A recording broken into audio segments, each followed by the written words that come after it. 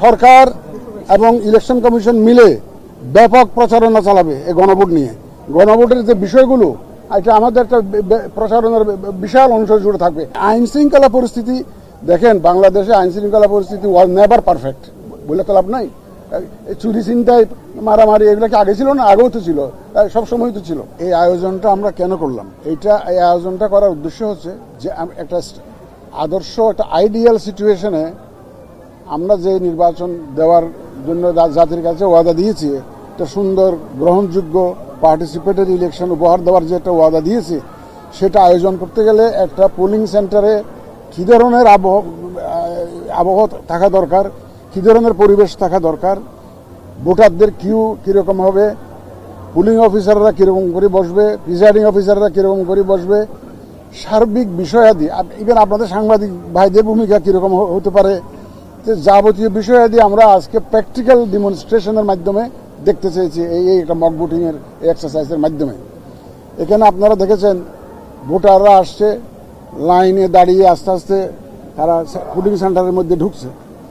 তারপরে ওই যে স্লিপটা নিয়ে দেখাচ্ছে, পুলিং অফিসার দাগ দিচ্ছে, তারপরে ওই যে assistant presiding officer ballot paper দিচ্ছে, তারপর ওই যে মার্কিং সিল নিয়ে প্রাইভেট রুমে ঢুকে ভোট দিয়ে বাক্সে ফেলতেছে। এই এক্সারসাইজটা অনেকেই জানে না, কিন্তু বিশেষ করে আমাদের যারা নতুন ভোটার প্রথমবারের মতো ভোট দিবেন, তারা জীবনে এই ভোট দেখেই নাই, গত 15 বছরের মধ্যে যারা ভোটার হয়েছে তারা দেখেই না, প্র্যাকটিক্যাল অভিজ্ঞতা নাই। এইটার মাধ্যমে একদিকে একটা অভিজ্ঞতা সঞ্চারও হচ্ছে, আর অন্যদিকে আমাদের একটা রিয়েল টাইম যে একটা অ্যাসেসমেন্ট অফ দ্য সিচুয়েশন। কারণ আমরা নর্মালি 8টার থেকে ভোট শুরু করি, 4টার সময় শেষ করি। এখন আমাদের অতিরিক্ত দায়িত্ব হিসাবে একটা রেফারেন্ডাম, একটা গণভোট একটা এসছে।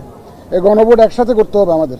তো গণভোট যদি একসাথে করতে হয়, তাহলে আমাদের টাইম ম্যানেজমেন্টের একটা বিষয় আছে। এই আজকের এই অ্যাসেসমেন্টের ভিত্তিতে আমরা ঠিক করব যে আমরা যে ভোটার সেন্টার যে 42,500 প্লাস যে পোলিং সেন্টার ঠিক করেছি, weather this number of polling stations R sufficient or not, এটা কি আমাদের জন্য পর্যাপ্ত, না আমাদের ভোটের পোলিং সেন্টার বাড়াইতে হবে, নাকি পোলিং বুথ বাড়াইলে চলবে। একটা বুথ বাড়ানো মানে আমার কিন্তু 3 জন লোক বাড়ে, বাক্স বাড়ে, তো অনেক ধরনের অ্যারেঞ্জমেন্ট আমাদের এডিশনাল করতে হয়। এখন আমাদের যদি এডিশনাল অ্যারেঞ্জমেন্ট যদি করতে হয়, কী ধরনের অ্যারেঞ্জমেন্ট করতে হতে পারে, এই প্র্যাকটিক্যাল অ্যাসেসমেন্টটা আজকে আমরা করতে যাচ্ছি। আমরা অনুমানের ভিত্তিতে কোনো আগাতে চাই না, আমরা বাস্তবতার ভিত্তিতে আগাতে চাই, বাস্তব অভিজ্ঞতার ভিত্তিতে আগাতে চাই, প্র্যাকটিক্যালি দেখে এবং আজকে একদম রিয়েল টাইম অ্যাসেসমেন্ট করে দেন আমরা নেক্সট প্ল্যানিংটা করব। তাইলে আমরা একটা হিসাব করতে পারবো যে কয়টা সেন্টার যদি বাড়াইতে হয় বাড়াবো, যদি বুথ বাড়াইয়া চলে সেটা করব, এবং বাক্স যদি বর্তমানে যেগুলো প্রকিউর করেছি তাতে যদি সাফিসিয়েন্ট হয় হবে, আর যদি না হয় আর কী কী প্রকিউরমেন্ট করা লাগবে সে প্রকিউরমেন্টগুলো আমরা সেরে ফেলবো। তবে আপনাদের অবগতির জন্য জানাতে চাই, আমরা কিন্তু মোটামুটিভাবে প্রিপারেশন আমাদের আছে, কোনো অসুবিধা নেই, অসুবিধা হবে না ইনশাল্লাহ। আমরা সবাই মিলে ইনশাল্লাহ যে ওয়াদা জাতিকে দিয়েছি সেটা আমরা ইনশাল্লাহ ডেলিভার করব। এবং আপনাদের আমি তো বারবার করে বলে যাচ্ছি, এই যে আপনারা দেখে গেলেন, আমরা এইভাবে উন্মুক্তভাবে করতে চাই। আজকে মক ভোটিংটা যেরকম হলো, আমরা সেইভাবে একটা ইলেকশন উপহার দিতে চাই। আমরা কেন, ওই সাংবাদিক ভাইরা অনেকে বলেন যে আমাদেরকে ভিতরে থাকতে দিতে হবে। আপনারা দেখলেন একটা রুমের মধ্যে এজেন্টসরা আছে, পুলিং অফিসার আছে, প্রিসাইডিং অফিসার আছে, ভোটাররা ঢুকছেন। তাহলে এখন সাংবাদিক ভাই আমার এখানে আবার অবজারভাররা আসবে, দেশি বিদেশি অবজারভাররা আসবে। এখন সাংবাদিক ভাইরাও যদি ওখানে ঢুকে যদি এখন ধাক্কাধাক্কি করে যদি অনেকক্ষণ যদি দাঁড়িয়ে থাকেন, তাহলে এই একটা হজবরল অবস্থা সৃষ্টি হবে পোলিং সেন্টারের ভিতরে। এইটা অ্যাভয়েড করার জন্য আমরা বলছি যে আপনারা একটু নিজেদের বিবেক অ্যাপ্লাই করে নির্দিষ্ট সময়ের মধ্যে আপনারা কাজটা সেরে আপনারা বেরিয়ে যাবেন। এই জন্য এটা কিন্তু আপনাদের কার্যক্রম বাধাগ্রস্ত করার জন্য নয়, not to obstruct your activities, not to obstruct, it is just for the sake of management of the centre. প্রায় 2.5 ঘন্টা পার হয়ে গেছে স্যার, ভোট কাস্টিং কেমন দেখলেন? একই সঙ্গে স্যার এখানে অনেকে অভিযোগ করছে স্যার 1.5 ঘন্টা ধরে লাইনে দাঁড়িয়ে আছে, মানে এখন যদি 1.5 ঘন্টা লাইনে দাঁড়িয়ে থাকতে হয়, তাহলে মূল যে ভোট স্যার সেখানে কতক্ষণ দাঁড়িয়ে থাকতে হবে, এবং গণভোটের জন্য বাড়তি সময় কত লাগছে? একটা ভোটারকে, একজন ভোটার কত সময় ধরে ভোট দিচ্ছেন? সেই অ্যাসেসমেন্টটা আজকে হবে, এই অ্যাসেসমেন্টটা আজকে হবে।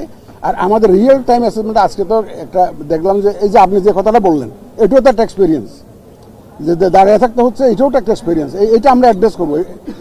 যত ধরনের ল্যাপসেস হবে আজকে যেগুলো we will be able to assess the gaps in our planning. আমাদের প্ল্যানিংয়ে যে গ্যাপসগুলো আছে, যে ঘাটতিগুলো আছে, এগুলো আমরা আজকে প্র্যাকটিক্যাল অভিজ্ঞতার ভিত্তিতে আমরা এগুলো মিট আপ করে ফেলবো। আমি এখন তো গুলি সরকার এবং ইলেকশন কমিশন মিলে ব্যাপক প্রচারণা চালাবে এই গণভোট নিয়ে। গণভোটের যে বিষয়গুলো, এটা আমাদের একটা প্রচারণার বিশাল অংশ জুড়ে থাকবে। প্রচারণাটা যখন শুরু হবে তখন না আপনি বুঝতে পারবেন যে মানুষ জানলো কি জানলো না। মাত্র অধ্যাদেশটা হলো গত মঙ্গলবার দিন, অধ্যাদেশটা হলো, আইনটা হলো। আইন হওয়া মানে হচ্ছে ইলেকশন কমিশনকে অথরাইজ করা টু কন্ডাক্ট দি রেফারেন্ডাম।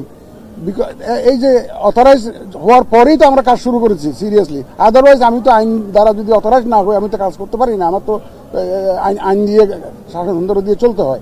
সুতরাং আমরা এখন তথ্য মন্ত্রণালয়কে দায়িত্ব দেওয়া হয়েছে, এই যে কালচারাল মিনিস্ট্রিকে দায়িত্ব দেওয়া হয়েছে প্রচারণা চালানোর জন্য। আমরাও আছি সাথে, আমরা সাথে মিলে এই প্রচারণাটা ব্যাপক প্রচারণা করব। আর একটা শুনেন, আপনাদেরও তো একটা দায়িত্ব আছে, আপনারা এই দেশের নাগরিক, আমরা আপনাদেরকে মূল্যায়ন করি। আমাদের সবার কিন্তু যৌথ দায়িত্ব প্রচারণাটা, যেহেতু আপনারা you are the members of the media, you have a responsibility to publicise the referendum, the issues of in the referendum. এটা আপনাদেরও দায়িত্ব আছে যে রেফারেন্ডামে কি কি বিষয়গুলো আসছে আপনারা ওটা প্রচার করবেন। আমরা আমাদের পক্ষ থেকে আপনারা ব্যাপক প্রচার শুরু হবে, দেখবেন ইনশাল্লাহ। আইন শৃঙ্খলাটা বলি, আমি যে সেদিন বলেছিলাম 5th August 2024 রাত্রে তো ঘুমাইতে পারি নাই। No police station was working operational. আমরা নিজেদের সিকিউরিটিতে থাকতে হয়েছে। এখন কি সেই অবস্থা আছে? Things has improved much higher. আগের থেকে তো না, এখন তো everybody can sleep at home, শান্তিতে ঘুমাইতে পারতেছেন। আপনি শান্তিতে আসছেন, এ পর্যন্ত আগে আসছেন। আপনার ক্যামেরা কি কেউ পতাকা চিন্তাই করেছে? করে নাই তো। ল অ্যান্ড অর্ডার সিচুয়েশন তো ইমপ্রুভ করে গেছে, অনেক ইমপ্রুভ করেছে।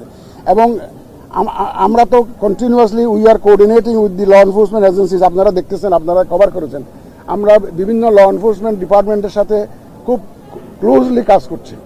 এবং পুলিশ, আনসার, বিজিবি, আর্মি, মানে defence, all defense forces, answer, all are actively involved এবং they are all are on board। এদের ট্রেনিং হচ্ছে, এই জন্য মক ভোটিং তো তারাও করেছে।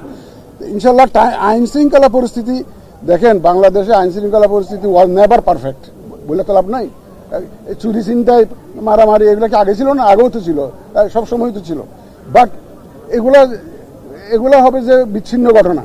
But overall environment for polling, এটা আমরা ইনশিওর করবো ইনশাল্লাহ। Will ensure the environment for polling, সেটা আমরা করবো। এবং দেখবেন, you will see with the passage of time situation will improve much. এখানে অপশন শুধু হ্যাঁ আর না। This is a political decision. এগুলো রাজনৈতিক দলগুলো আলাপ আলোচনা করে তারা সিদ্ধান্তে এসছে, সরকার আইনটা করেছে। আমরা আইন অনুযায়ী হ্যাঁ বা না, আমরা আইন অনুযায়ী ব্যবস্থা নিচ্ছি। এখানে কোনো ওই ইন্ডিভিজুয়ালি এক প্রশ্নের উত্তর হ্যাঁ, এক প্রশ্নের উত্তর না, এটার স্কোপ নাই। ওই 4টা প্রশ্নের bundle, it's a bundle of 4 questions। এবং সেটাতে either you have to say yes or you have to say no. সেটা আমরা আইন অনুযায়ী যেটা আছে সেটা আমরা ব্যবস্থা করব। এখন আমরা কষ্ট আর দিতে চাই না। এখন তো একটা এডিশনাল একটা রেসপন্সিবিলিটি আসছে তো রেফারেন্ডাম। এই যে আজকে মক ভোটিংটা কেন করছি আমরা? এর time management is a major objective, one of the major objective. আমাদের ভোটের সেন্টার যদি বাড়াইতে হয় আমরা বাড়াবো। আগে তো একটা আমরা করেছিলাম যে এক ধরনের হিসাব থেকে এটা করেছিলাম, একটা বুথ দিতে কতক্ষণ লাগে এগুলোতে হিসাব করেছিলাম। এখন আজকে আমরা রিয়েল টাইম অ্যাসেসমেন্টটা করবো যে এটা ভোটিংয়ে কত লাগে। দরকার হলে আমরা ভোটের সেন্টার বাড়াবো। এখানে খরচটা নট মোর ইম্পর্টেন্ট নাও। এখন আমাদের টাইম যেটা লাগে সেটা ভিত্তিতে যদি আমাদের বাড়াইতে হয় বাড়াবো। যদি দেখা যায় বুথ বাড়াইতে যদি চলে তাহলে সেটা করবো। এটা অসুবিধা। মানুষকে কষ্ট দেওয়া আমাদের কোনো পারপাস না। এটা তো একাধিকবার বলে, আমাদের সেক্রেটারি, সিনিয়র সেক্রেটারি তো একাধিকবার বলছেন তফসিল হোপফুলি আমরা যেটা আশা করছি 2য় সপ্তাহে হবে ডিসেম্বরের, হোপফুলি। ডেটগুলো আপনারা তখন জানতে পারবেন, তফসিল হলে জানতে পারবেন। এবং hopefully it will be in the 2nd week of December।